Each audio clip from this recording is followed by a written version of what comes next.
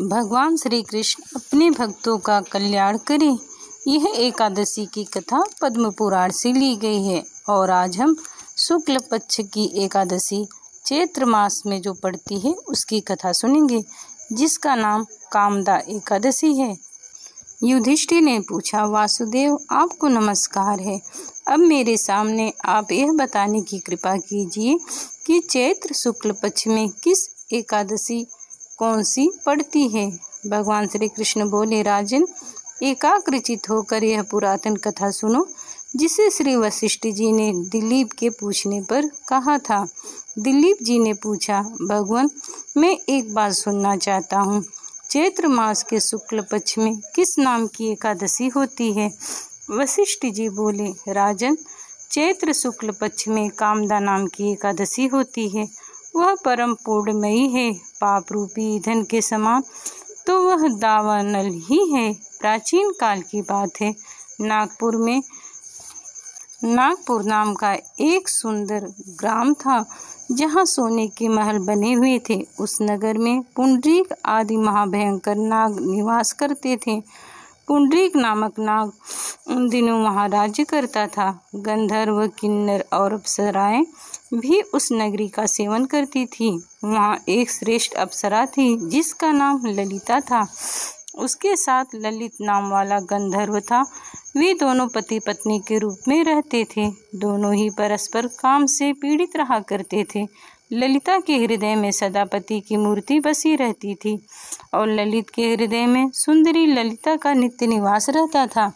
एक दिन की बात है, नागराज पुंडरीक राजसभा में बैठकर मनोरंजन कर रहा था। उस समय ललिता गान हो रहा था, किंतु उसके साथ उसकी प्यारी ललिता नहीं थी। गाते गाते उसे ललिता का स्मरण हो आया, अतः उसके पैरों की गति रुक गई, जीभ लड़खड़ाने लगे। नागों में श्रेष्ठ कर्कटक ने ललित के मन को संताप को भाप गए, अतः उसने राजा पुंडरीक को उसके पैरों की गति रुकने एवं गान में त्रुटि होने की बात बता दी। करकोटक की बात सुनकर नागराज पुंडरीक की आंखें क्रोध से लाल हो गईं। उसने गाते हुए कामातुर ललित को शाप दे दिया, दुर्बुद्धे तू मेरे सामने गान करते समय भी पत्नी के वशीभूत हो गया है, इसलिए जा तू राक्षस हो जा। महाराज पुंडरीक के इतना कहते ही वह गंधर्व राक्षस हो गया। भयंकर मुख, विकराल आंखें और देखने मात्र से भय उपजाने वाला रूप, ऐसा राक्षस होकर वह कर्म का फल भोगने लगा।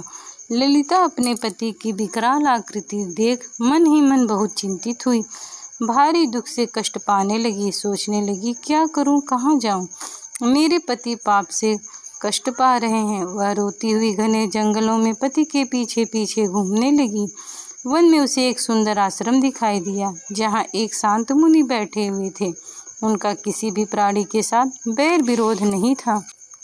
ललिता शीघ्रता के साथ वहां गई और मुनि को प्रणाम करके उनके सामने खड़ी हुई। मुनि बड़े दयालु थे। उस दुखनी को देखकर वे इस प्रकार बोले, सुबह तुम कौन हो, कहाँ से यहाँ आई हो, मेरे सामने सच सच बताओ। ललिता ने कहा, महामुनि, वीर धनवा नाम वाले एक गंधर्व हैं। मैं उन्हीं महात्मा की पुत्री हूँ। मेरा नाम ललिता है। मेरे स्वामी अपने पाप दोष के कारण राक्षस हो गए हैं। उनकी यह अवस्था देखकर मुझे चैन नहीं है। हे ब्राह्मण, इस समय मेरा जो कर्तव्य है वह बताइए।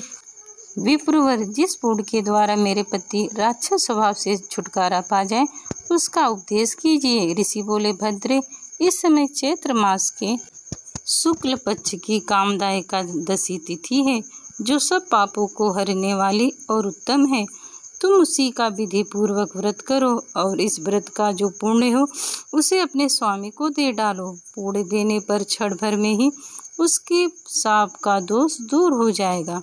हे राजन, मुनि का यह वचन सुनकर ललिता को बड़ा हर्ष हुआ। उसने एकादशी का उपवास करके द्वादशी के दिन उस ब्रह्मर्षि के समीप जाकर भगवान वासुदेव श्री कृष्ण के समक्ष अपने पति के उद्धार के लिए यह वचन दिया, मैंने यह कामदा एकादशी का व्रत किया है। उसके पुण्य का प्रभाव मेरे पति को लगे और उसका राक्षस स्वभाव दूर हो जाए। वशिष्ठ जी कहते हैं, ललिता के इतना कहते ही उसी क्षण ललित का पाप दूर हो गया। उसने दिव्य देह धारण कर लिया, राक्षस का स्वभाव चला गया और पुनः गंधर्व गति की प्राप्ति हुई।